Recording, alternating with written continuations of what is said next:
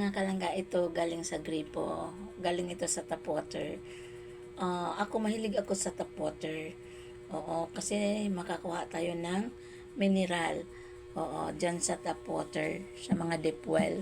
Maganda talaga yung tubig na galing dyan sa mga deep well.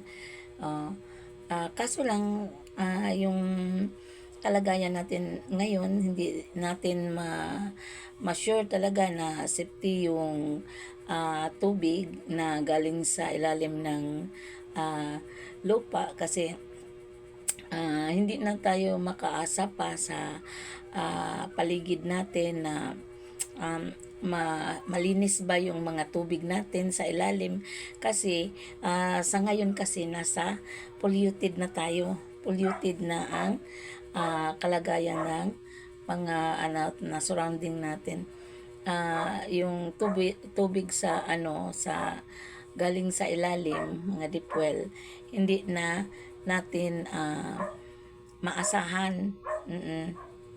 Hindi na natin maasahan. Pero siguro may malinis din, pero hindi natin alam kung saan yun makukuha natin kasi ngayon talaga medyo na hindi na tayo magkumpiyansa sa mga tap water na galing sa ilalim.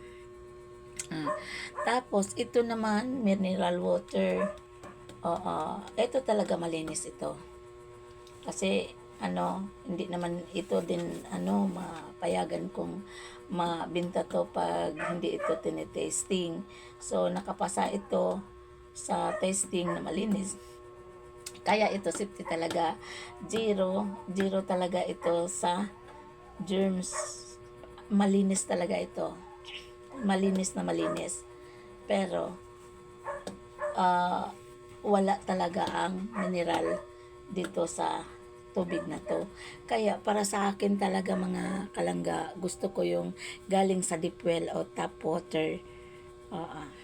Yan lang po.